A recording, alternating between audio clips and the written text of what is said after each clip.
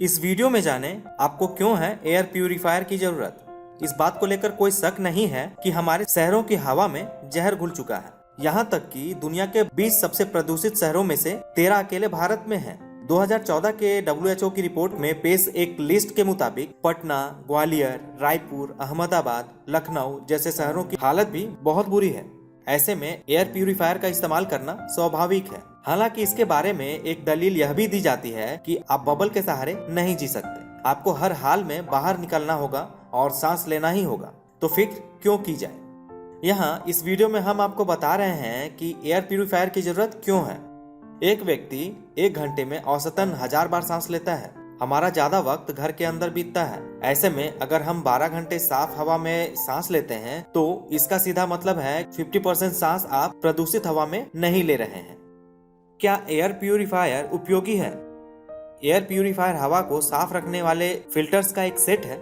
Air purifier का filter भी जाम हो जाता है। कुछ हद तक आप इसे वैक्यूम क्लीनर से साफ कर सकते हैं, लेकिन इसे धोया नहीं जा सकता। 1 महीने उपयोग करने के बाद आप अपने एयर प्यूरिफायर में फंसी गंदगी को देख सकते हैं जो आपके फेफड़ों तक जा सकती थी।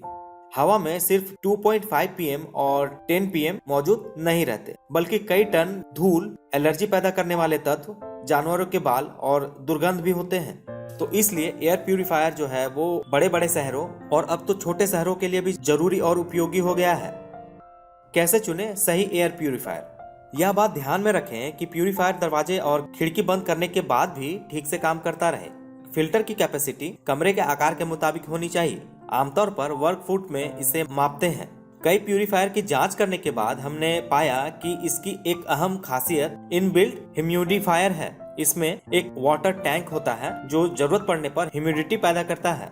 इसके दूसरे फीचर्स में timer, sleep mode, child lock और एयर क्वालिटी मॉनिटर है। अगर आप सिर्फ 1 यूनिट खरीदना चाहते हैं तो इसे अपने बेडरूम में रखें। इसका फर्क समझ में आने के बाद आप घर के दूसरे हिस्सों में भी इसे इस्तेमाल कर सकते हैं।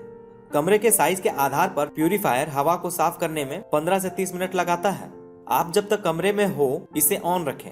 आमतौर पर इसमें 20 से 50 वाट तक का बिजली जो है वो खर्च होता है। मतलब आप अगर इस डिवाइस को 1 घंटे चलाएंगे तो 20 वाट जो है वो खर्च होगा। इस तरह इसका कुछ खास असर आपके बिजली बिल पर नहीं पड़ेगा। और अगर आप प्यूरिफायर अफोर्ड नहीं कर सकते हैं तो कम से कम अपने घर के कोने में पौधे लगाइए। घर में सबसे अच्छा प्यूरिफायर जो है वो पौधा है और ये घर की सुंदरता को भी बढ़ाते हैं। तो अगर आप प्यूरिफायर लेने की सोच रहे हैं और आप शहरों में रहते हैं तो आपके लिए 6 से 10,000 के रेंज में बहुत सारे ऐसे प्यूरिफायर आपको मिल जाएंगे जो आपके लिए बहुत उपयोगी होंगे। बस आपको ध्यान इस बात का रखना है कि जो भी लें प्रोडक्ट क्वालिटी देख कर लें, मतलब अच्छी कंपनी के लिए, जैसे LG हो गए, सैमसंग हो गए, MI हो गए। तो इस तरीके के जो डिवाइस होते हैं वो पैसा वसूल काम करते हैं, तो पैसे जो है वो बर्बाद नहीं होंगे, आपको उसका पूरा फायदा मिलेगा।